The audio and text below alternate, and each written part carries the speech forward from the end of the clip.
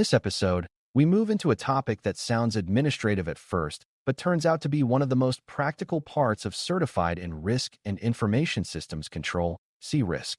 Organizational structure, roles, and responsibilities determine who makes decisions, who carries them out, who checks the work, and who answers when something goes wrong. For a brand new learner, this matters because many risk problems do not begin with a missing tool or a clever attacker. They begin with confusion. When people do not know who owns a business process, who approves a control, who accepts a risk, or who must report a weakness, the organization starts making uneven decisions, leaving gaps in oversight, and assuming someone else is handling an issue that may not be handled at all. That is why this topic belongs so early in Domain 1. Before an organization can assess risk well or respond to it wisely, it needs a structure that makes accountability visible and a set of roles that help people understand what they are supposed to do without guessing. Before we continue, a quick note. This audio course is a companion to our Course Companion books. The first book is about the exam and provides detailed information on how to pass it best. The second book is a Kindle-only ebook that contains 1,000 flashcards that can be used on your mobile device or Kindle. Check them both out at cyberauthor.me in the Bare Metal Study Guide series. A helpful way to understand organizational structure is to think of it as the design of authority, reporting, and coordination inside the business. It is the framework that shows how work is divided, how teams relate to each other, how information moves upward and sideways, and how leaders exercise control over important decisions. This is not just an issue for large enterprises with complicated charts and many layers of management. Even a smaller organization has a structure, whether it is carefully designed or simply formed through habit. The problem is that weak or informal structures often hide decision gaps until pressure arrives. When a project moves quickly, a vendor fails, or a security issue appears, people suddenly discover that authority was never clear and responsibilities were assumed rather than assigned. In a strong structure, people understand who can approve changes, who owns a process, who provides technical advice, and who must be informed when risk increases. CRISC cares about this because risk management depends on predictable decision paths, and predictable decision paths depend on structure. It is also important to understand that structure can take different forms, and each form creates different risk management challenges. Some organizations are highly centralized, with decisions moving through a small group of leaders who set standards and approve major actions across the enterprise. Others are more decentralized, giving business units or regional teams greater authority to manage their own processes, systems, and risks within broad corporate expectations. Some operate in functional silos where departments such as finance, operations, technology, and security work mostly within their own vertical lines, while others use more cross-functional or matrix-style arrangements that require people to answer to more than one leader depending on the work. None of these structures is automatically right or wrong in every case. The key question is whether the structure supports clear accountability, consistent oversight, and timely decisions. A decentralized model can encourage agility, but also create uneven control practices. A centralized model can improve consistency, but also slow decisions if it becomes too rigid. CRISC wants you to understand how structure shapes risk behavior, not just memorize labels from an organization chart. One of the most important ideas in this topic is that structure helps define decision rights. Decision rights are the boundaries around who has the authority to choose, approve, reject, escalate, or accept something important. In daily work, these rights affect far more than formal meetings. They determine who can approve a system change, who signs off on a third-party relationship, who accepts an exception to a control requirement, who can tolerate a delay in remediation, and who must be told when a process is operating outside expectations. For beginners, this is a useful shift because it turns structure into something very concrete. Instead of seeing structure as a picture of reporting lines, you begin to see it as the answer to practical questions about control. When decision rights are weak, organizations experience duplicated effort, conflicting instructions, slow escalation, and risks that remain unresolved because nobody is truly empowered to act. When decision rights are clear, people can move with more confidence and leadership can judge outcomes more fairly because the authority behind the decision was defined in advance. Senior leadership sits near the top of this conversation because structure usually starts by clarifying how leadership provides direction and oversight. Leaders are responsible for setting priorities, defining expectations, allocating resources, and making sure the organization's most important objectives are supported by appropriate controls and risk decisions. That does not mean executives perform every security function or personally operate every control. It means they shape the environment where those controls and decisions exist. A well-structured organization gives leadership visibility into key processes, major risks, and important dependencies without forcing leaders to micromanage technical details. This balance matters. If leadership is too distant, serious problems may grow without attention. If leadership reaches too deeply into daily operational work, accountability becomes blurred because managers and specialists stop owning the parts of the process that belong to them. CRISC expects learners to see that leadership roles are strongest when they focus on direction, oversight, support, and informed decision-making.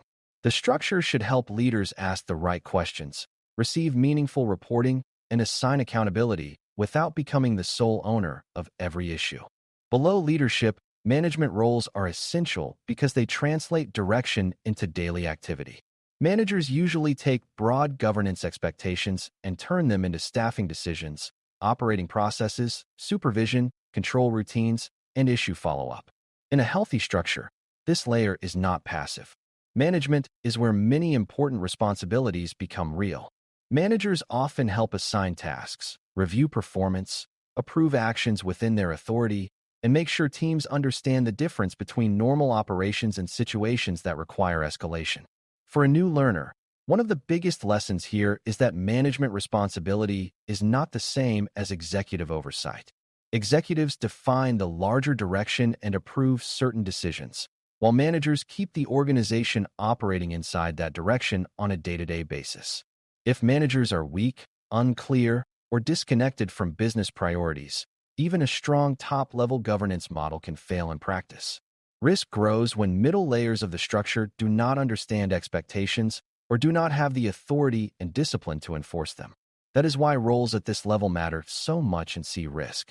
They are where policy becomes operating reality. Business owners and process owners deserve special attention because many learners initially assume technology risk belongs mainly to technology teams. In practice, risk often belongs first to the business activity being supported. A business owner is usually accountable for the outcome of an objective, service, function, or line of activity, while a process owner is often responsible for how a particular workflow or operational sequence is designed and controlled. These roles matter because they connect risk to what the organization is trying to achieve.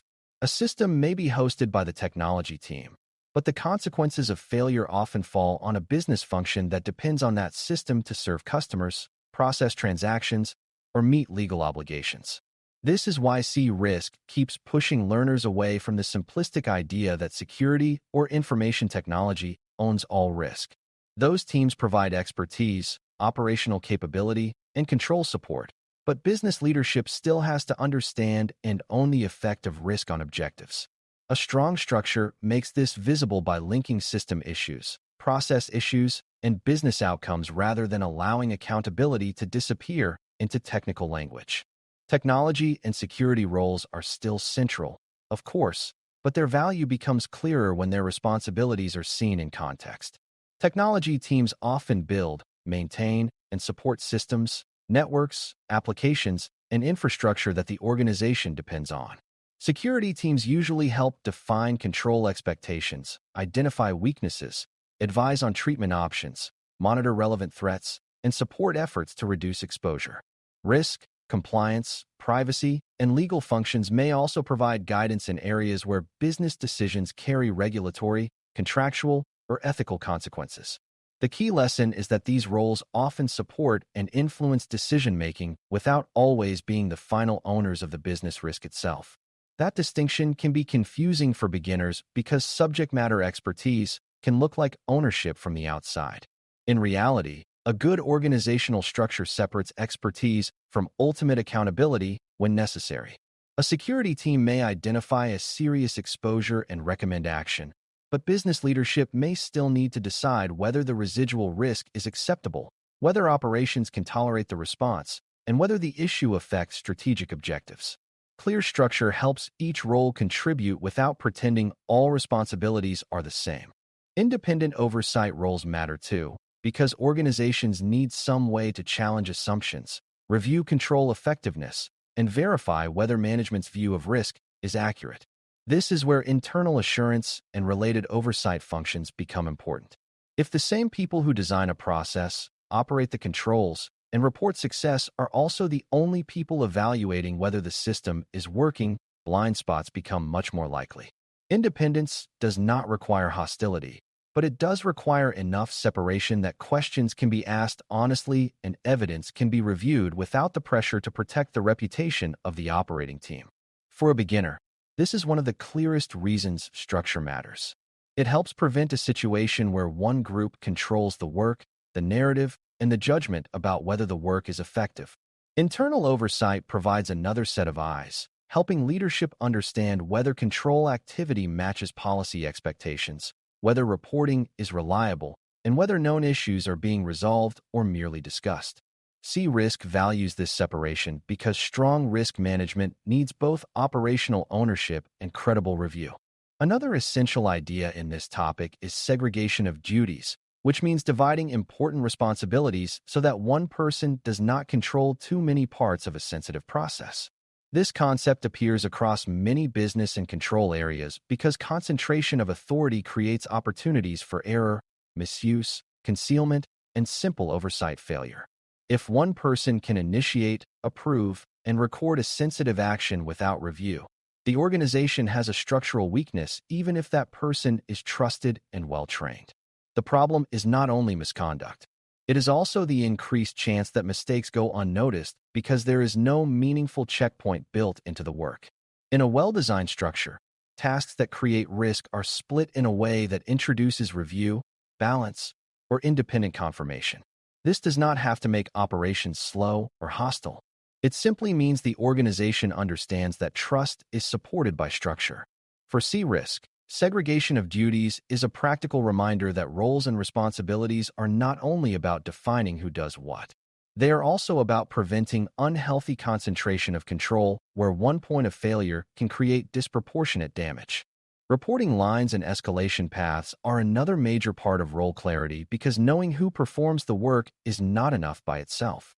People also need to know who must be informed when a process drifts, a control fails, or a decision exceeds normal authority.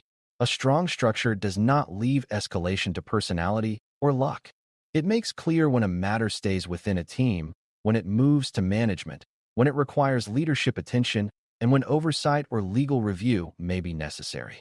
This is especially important in organizations with complex operations, multiple locations, or many supporting technologies.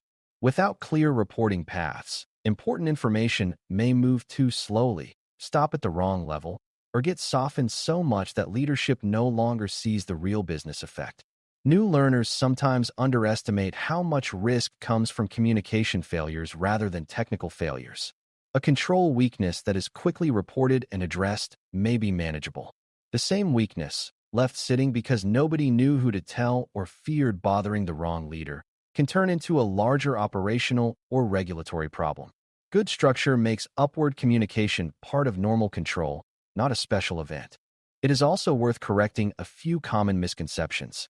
One of the biggest is the belief that a formal organization chart automatically solves accountability problems. It does not. A chart may show titles and reporting lines, but titles alone do not explain who owns a risk decision, who must approve an exception, or who is responsible for following through on remediation. Another misconception is that the security team should own every risk because security is the specialized function associated with protection. That idea can actually weaken governance by allowing business leaders to act like risk is something technical teams absorb on their behalf. A third misconception is that more layers always mean stronger control. In some cases, too many layers create confusion, delay, and opportunities for issues to be passed around without real resolution. CRISC encourages a more disciplined view. The question is not whether the structure looks impressive or how many leaders are involved. The question is whether the structure makes authority, accountability, coordination, and escalation clear enough that important decisions happen properly and evidence of responsibility can be seen. A simple example helps tie these ideas together. Imagine a company launching a new customer portal that will handle account access, billing information, and support requests. If the structure is weak, the technology team may assume the business approved the design. The business may assume security reviewed the risks fully. The vendor manager may think legal handled the contract controls, and nobody may clearly own the final decision about remaining exposure before launch. In that situation, even talented people can produce a fragile outcome because responsibilities overlapped in theory but not in practice. In a stronger structure, the business owner would understand the service objective, the technology team would know its delivery responsibilities, security would provide control guidance, the vendor relationship would have an accountable manager, legal or compliance would weigh in where appropriate, and leadership would know when an unresolved issue required escalation. The value of structure becomes obvious here. It prevents a serious business activity from being governed by assumption. That is exactly the kind of practical thinking CRISC wants learners to develop, because real risk failures often happen in the spaces between teams, not only inside one team's technical work. By the time you step back from this topic, the larger lesson should be very clear. Organizational structure, roles, and responsibilities are not administrative background details sitting off to the side of risk management. They are part of the machinery that makes risk management possible. Structure defines how authority and information move. Roles identify who contributes what kind of work or judgment, and responsibilities make accountability visible enough that decisions can be carried out, reviewed, and defended. When these elements are clear, governance becomes stronger, risk ownership becomes more realistic, and communication becomes more useful under pressure. When they are weak, organizations rely too heavily on personal heroics, informal assumptions, and last-minute coordination, which is a poor way to manage anything important. That is why CRISC places this topic where it does.